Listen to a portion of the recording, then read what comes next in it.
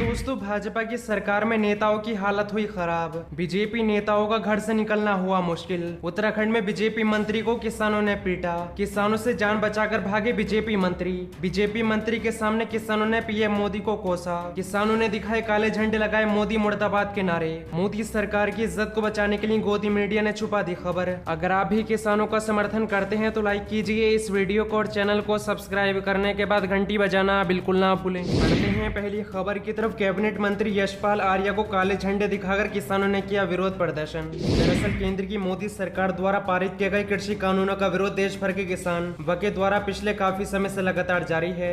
भारतीय किसान यूनियन ने मंगलवार को क्षेत्र में पहुंचे प्रदेश के कैबिनेट मंत्री यशपाल आर्या का काले झंडे दिखाकर विरोध किया। प्रदेश सरकार के परिवहन मंत्री और बांसपुर विधानसभा क्षेत्र के विधायक यशपाल आर्या मंगलवार को अपने विधानसभा क्षेत्र में विभिन्न विकास की योजनाओं को लोकार्पण और शिलान्यास के लिए पहुंचे थे। इस दौरान कैबिनेट मंत्री यशपाल आर्या दोबारा टांडे से जब बरखेड़ी में आयोजित कार्यक्रम में पहुंचे, उसके पहले ही भारतीय किसान यूनियन के एकता उग्राह के प्रदेश अध्यक्ष अवतार सिंह के नेतृत्व में क्षेत्र भर के दर्जनों किसान कार्यक्रम स्थल पर पहुंच गए। इस दौरान किसानों ने अपने हाथों में काले झंडे आदि लिए हुए थे। सूचना मिलने पर मौके पर काफी यात्रा में पुलिस फोर्स बुलाई गई थी। जैसे ही कार्यक्रम संपन्न करके कैबिनेट मंत्री यशपाल आर्या का काफिला अगले कार्यक्रम स्थल की तरफ रवाना हुआ, दर्जनों की संख्या में मौजूद किसानों ने कैबिनेट मंत्री यशपाल आर्या को स्थानीय पुलिस प्रशासन की मौजूदगी में काले झंडे दिखाए। इस दौरान भारतीय किसान यूनियन एकता उग्राह के उत्तराखंड प्रदेश अध्यक्ष अवतार सिंह ने कहा कि शीर्ष नेतृत्व की कोल है कि क्षेत्र में जो भी बीजेपी का मंत्री आए तो उसका काले झंडे दिखाकर विरोध करना है।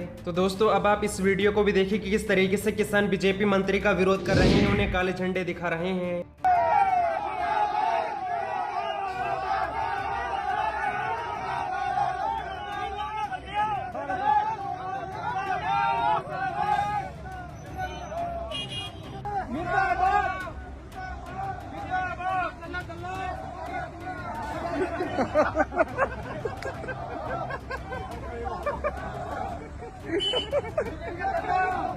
यार कोई हाल नहीं है। ग्राम प्रधान या ग्राम प्रधान केड़ा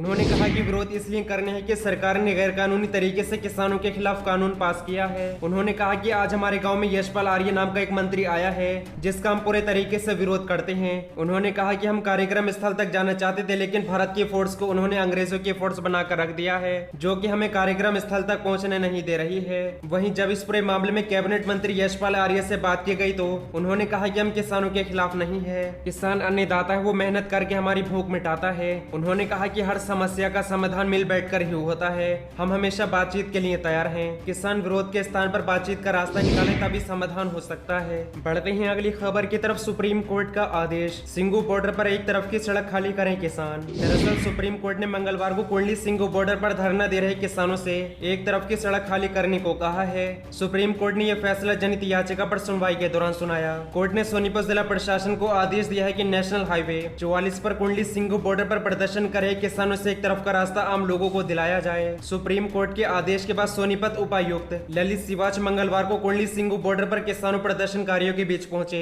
उन्होंने सुप्रीम कोर्ट के आदेश और आम लोगों को हो रही परेशानी का हवाला देकर किसानों से सड़क खाली करने की अपील की है। कुंडली सिंगू बॉर्डर पर एक तरफ की सड़क खुलवाने को लेकर मोनिका अग्रवाल ने जनहित याचिका दायर की थी। उपायुक्त ने बताया कि इस याचिका पर सुनवाई करते हुए कोर्ट ने NH 44 पर कुंडली सिंगू बॉर्डर पर एक तरफ का रास्ता आम लोगों के लिए खुलवाने का आदेश दिया है। बढ़ते हैं अगली खबर की तरफ। योगी के अब्बाजान वाले बयान पर एनडीए में टूट। जेडीयू अध्यक्ष बोले भारत में ऐसी भड़काऊ बातें नहीं होनी चाहिए। दरअसल हाल ही में उत्तर प्रदेश के मुख्यमंत्री योगी आदित्यनाथ द्वारा कुशीनगर में आयोजित एक जनसभा के दौरान दिए गए अब्बाजान वाले बयान पर उनकी चौतरफा आलोचना हो रही है। इस मामले में अब जनता दल यूनाइटेड के अध्यक्ष ललन सिंह ने भी दिल्ली में एक प्रेस कॉन्फ्रेंस के दौरान इस पर कड़ी प्रतिक्रिया दी है। उन्होंने कहा कि किसी भी राजनीतिक दल को संयमित भाषा से कोई भी बात करनी चाहिए। भारत सबका देश है, भले वे हिंदू हो या मुस्लिम। इस तरह की बातें भारत में नहीं होनी चाहिए। इस दौरान उन्होंने अगले साल होने वाले प्रदेश विधानसभा चुनाव को लेकर नहीं बात की है। जेडीयू नेता ललन सिंह का कहना है कि उत्तर प्रदेश में भी भाजपा के साथ चुनाव लड़ने की कोई बात नहीं हुई है।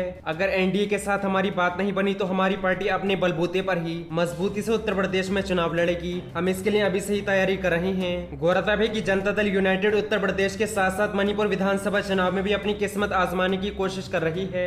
बिहार में इस वक्त भले ही जनता दल यूनाइटेड एनडीए के साथ गठबंधन में है, लेकिन बिहार में भी भाजपा और जेडीयू के नेताओं के बीच तनातनी का माहौल बना रहता है। दोनों राजनीतिक दलों के नेताओं के बीच आरोप प्रत्यारोप का सिलसिला चलता रहता है।